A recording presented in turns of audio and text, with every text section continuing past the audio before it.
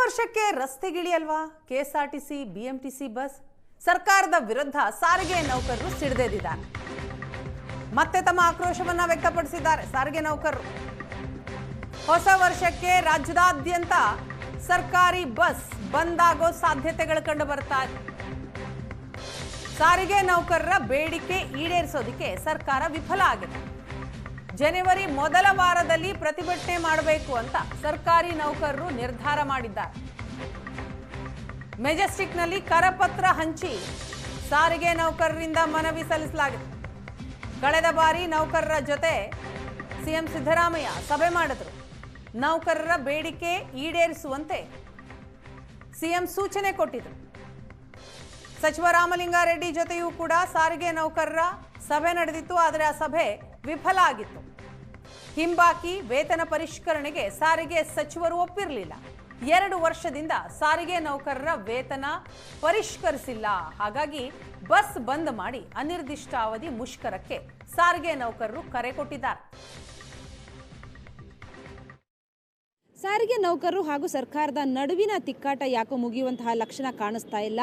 ಒಂದು ಕಡೆ ಸರ್ಕಾರ ಅವರ ಏನು ವೇತನ ಪರಿಷ್ಕರಣೆಯನ್ನು ಮಾಡೋದಿಲ್ಲ ಅಂತ ಹೇಳ್ತಾ ಇದ್ರೆ, ಅಂದರೆ ಇವರ ಬೇಡಿಕೆಗಳಿಗೆ ಸರಿಯಾಗಿ ಇರುವಂತಹ ಸ್ಪಂದನೆಯನ್ನು ನೀಡ್ತಾ ಇಲ್ಲ ಅನ್ನುವಂಥದ್ದು. ಇತ್ತ ಸಾರಿಗೆ ನೌಕರರು ನಾವು ಪಟ್ಟನ್ನು ಬಿಡೋದಿಲ್ಲ ಅನ್ನುವಂಥದ್ದು. ಹೀಗಾಗಿ ಈಗ ಕರಪತ್ರವನ್ನು ಹಂಚುವ ಮೂಲಕ ಮುಷ್ಕರವನ್ನು ಯಾವ ರೀತಿ ಮಾಡಬೇಕು ಅಂತ ಹೇಳಿ ಇವಾಗ ತಯಾರಿಯನ್ನು ನಡೆಸ್ತಾ ಇದ್ದಾರೆ. ನಮ್ಮ ಜೊತೆಗೆ KSRTC ನೌಕರರ ಸಂಘದ ಪ್ರಧಾನ ಕಾರ್ಯದರ್ಶಿ ಅವರಿದ್ದಾರೆ, ಮಂಜುನಾಥ್ ಅವರಿದ್ದಾರೆ. ಅವ್ರನ್ನ ಮಾತಾಡಿಸ್ತೀನಿ. ಸರ್, ಈಗ ಮುಷ್ಕರಕ್ಕೆ ಯಾವ ರೀತಿ ಪ್ರಿಪರೇಷನ್ ನಡೀತಾ ಇದೆ? ಯಾಕಂತಂದ್ರೆ ಸರ್ಕಾರ ಒಂದು ಕಡೆ ನೀವು ಕೇಳಿದಂತಹ ಬೇಡಿಕೆಗಳನ್ನು ಈಡೇರಿಸುವಂತಹ ಯಾವುದೇ ಲಕ್ಷಣಗಳು ಇಲ್ಲ.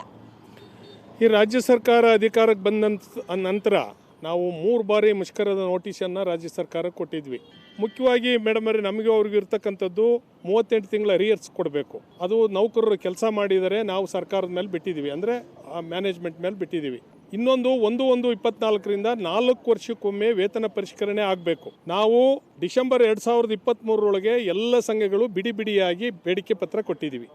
ಇದಾದ ನಂತರ ಜಂಟಿಯಾಗಿ 1/1/24ರಿಂದ ನಾವು ಬಹುಶಃ 15ನೇ ತಾರೀಕು ಅಂತ ಕಾಣಿಸುತ್ತೆ, ಜನವರಿ, ನಾವು ಬೇಡಿಕೆ ಪತ್ರವನ್ನು ಕೊಟ್ಟು 38 ತಿಂಗಳ ಕಾಲ ಅರಿಯರ್ಸ್ ಕೊಡಿ, 1/1/24ರಿಂದ ವೇತನ ಪರಿಷ್ಕರಣೆ ಮಾಡಿ ಸಾರಿಗೆ ನೌಕರರಿಗೆ ಅನ್ನೋಂಥ ಅಂಶವನ್ನು ಹೇಳಿದ್ದೀವಿ. ಮಾನ್ಯ ಸಿದ್ದರಾಮಯ್ಯನವರು ಹಾಗೂ ಮಾನ್ಯ ಸಾರಿಗೆ ಸಚಿವರು, ಸರ್ಕಾರದ ಅಧಿಕಾರಿಗಳು ಮತ್ತು KSRTCಲಿದ್ದಂಥ ಅನ್ಬು ಕುಮಾರ್ ಏನು IAS ಇದ್ದರು, ಅವ್ರ ಮಾತುಗಳನ್ನ ಕೇಳಿಕೊಂಡು ಅವರು ಇಂದಿನ 24 ತಿಂಗಳ ಅರಿಯರ್ಸನ್ನು ಮೋಸ ಮಾಡೋದು, ವಂಚನೆ ಮಾಡೋದು ಸಾರಿಗೆ ಕಾರ್ಮಿಕರಿಗೆ. 1/1/24ರಿಂದ ಆಗಬೇಕಾಗಿರೋದನ್ನು 1/4/26ರಿಂದ ಮಾಡ್ತೀವಿ ಅಂತೇಳಿ ಇಲ್ಲಿ 26 ತಿಂಗಳ ಕಾಲ ಅರಿಯರ್ಸನ್ನು ಮೋಸ ಮಾಡಲಿಕ್ಕೆ, ವಂಚನೆ ಮಾಡಲಿಕ್ಕೆ ಅಧಿಕಾರಿಗಳು ಮಾತು ಕೊಟ್ಕೊಂಡು ಮಾನ್ಯ ಸಿದ್ದರಾಮಯ್ಯನವರು ಮತ್ತು ಸಾರಿಗೆ ಸಚಿವರು ಹೋಗ್ತಾ ಇದ್ದಾರೆ. ಇದನ್ನು ಜಂಟಿ ಕ್ರಿಯಾ ಸಮಿತಿ ಮತ್ತು ಸಾರಿಗೆ ನಿಗಮಗಳಲ್ಲಿರ್ತಕ್ಕಂಥ 1,15,000 ಜನ ನೌಕರರು ಒಪ್ಪೋದಿಲ್ಲ. ಅದನ್ನೇ ನಾವು ಅಂತಿಮವಾಗಿ ಮುಷ್ಕರದ ನೋಟಿಸನ್ನು ಕೊಡೋದಿಲ್ಲ. ಯಾಕೆ ಕೊಡೋದಿಲ್ಲ ಅಂದರೆ, ನಾವು ಕೊಟ್ಟರೆ ಯಾರೋ ದಳ್ಳಾಳಿಗಳನ್ನ ಬಿಟ್ಟು PIL ಹಾಕಿಸ್ತಾರೆ. ಅದರಿಂದ ನಾವು ಅನಿರ್ದಿಷ್ಟಾವಧಿ ಉಪವಾಸ ಸತ್ಯಾಗ್ರಹ ಕೂರೋದ್ರ ಮೂಲಕ ಸಾರಿಗೆ ನೌಕರರು ಅನಿರ್ದಿಷ್ಟಾವಧಿ ಮುಷ್ಕರವನ್ನು ತಯಾರಿ ಮಾಡುವಂಥ ಕೆಲಸವನ್ನು ನಾವು ಮಾಡ್ತಾ ಇದ್ದೀವಿ. ನಮಗಿದನ್ನು ನಿರ್ಭಯವಾಗಿ ಹೇಳ್ತಾ ಇದ್ದೀವಿ. ಈಗ ನೋಡಿ, ಕರ್ನಾಟಕದ ಅರ್ಧ ಭಾಗಕ್ಕೆ ಇವತ್ತು ಹ್ಯಾಂಡ್ ಬಿಲ್ ಕೊಟ್ಟಿದ್ದೀವಿ, ಒಂದು BMTCಗೂ ಇದೆ. ಈ ಸುದ್ದಿ ಹೆಂಗೆ ಅಂದರೆ ಬೆಂಕಿ ರೀತಿಯಲ್ಲಿ ಹರಡುತ್ತೆ. ಈಗ ಇಡೀ ಸಾರಿಗೆ ನಿಗಮಗಳ ಬಸ್ಗಳು ಇಲ್ಲಿ ಕೇಂದ್ರದಲ್ಲಿದ್ದಾವೆ, ಎಲ್ಲ ಕಡೆ ಕರಪತ್ರವನ್ನು ಕೊಟ್ಟಿದ್ದೀವಿ, ಸಂಚಲನ ಶುರುವಾಗಿದೆ. ಸೊ ಈಗ ಮಾನ್ಯ ಸಾರಿಗೆ ಸಚಿವರು ಏನು ಹೇಳಿದರು, ನಾವು ಈ ಅಧಿವೇಶನದೊಳಗೆ ಮುಖ್ಯಮಂತ್ರಿಯವ್ರನ್ನ ಕನ್ವಿನ್ಸ್ ಮಾಡಿ ನಿಮ್ಮ ಸಂಘಟನೆಗಳನ್ನ ಕರೆದು ಮಾತನಾಡ್ತೀವಿ ಅಂತ ಹೇಳಿದರು. ನಮಗೆ ಅವರಿಂದ ಏನೂ ಬಂದಿಲ್ಲ. ಅದರಿಂದ ನಾವು ತಯಾರಲ್ಲಿದ್ದೀವಿ. ಈಗ ಕರಪತ್ರವನ್ನು ಈ ವಾರದಲ್ಲಿ ಈ ರಾಜ್ಯದ 1,15,000 ಜನ ನೌಕರರಿಗೆ ತಲುಪೋ ರೀತಿಯಲ್ಲಿ ಕರಪತ್ರವನ್ನು ಕೊಡ್ತೀವಿ. ನೌಕರರಲ್ಲಿ ಒಂದು ಜಾಗೃತಿ ಬರುತ್ತೆ.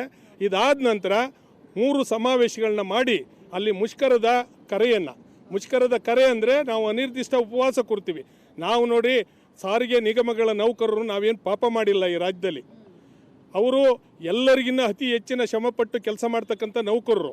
ಇವರು ಅವ್ರಿಗೆ ಮೋಸ ಮಾಡ್ಲಿಕ್ಕೆ ಹೊರಟ್ರೆ ನಾವು ಕಾರ್ಮಿಕ ಸಂಘಟನೆಗಳು ಇದನ್ನು ಒಪ್ಪಲಿಕ್ಕೆ ತಯಾರಿಲ್ಲ. ಜಂಟಿ ಕ್ರಿಯಾ ಸಮಿತಿ ಪೂರ್ಣ ನಾವು ಇದನ್ನು ಒಪ್ಪೋದಿಲ್ಲ. ನಾವು ಸಾರಾಸಗಟ್ಟು ಅವರ ಏನು 14 ತಿಂಗಳ ಕೊಡ್ತೀವಿ ಅಂತಕ್ಕಂಥದ್ದು ಮತ್ತು 1/4/26ರಿಂದ ಮಾಡ್ತೀವಿ ಅನ್ನೋದನ್ನು ನಾವು ಅದನ್ನು ಯಾವುದೇ ಸಂದರ್ಭದಲ್ಲಿ ಒಪ್ಪೋದಿಲ್ಲ.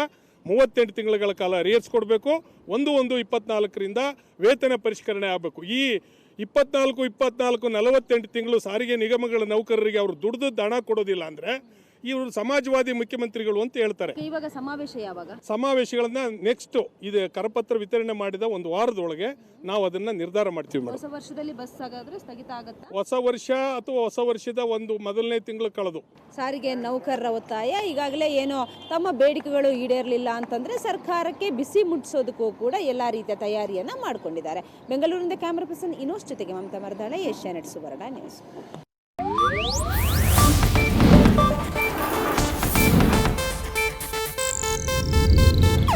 ಇದು ಏಷ್ಯಾನೆಟ್ ನ್ಯೂಸ್ ನೆಟ್ವರ್ಕ್ ಪ್ರಸ್ತುತಿ.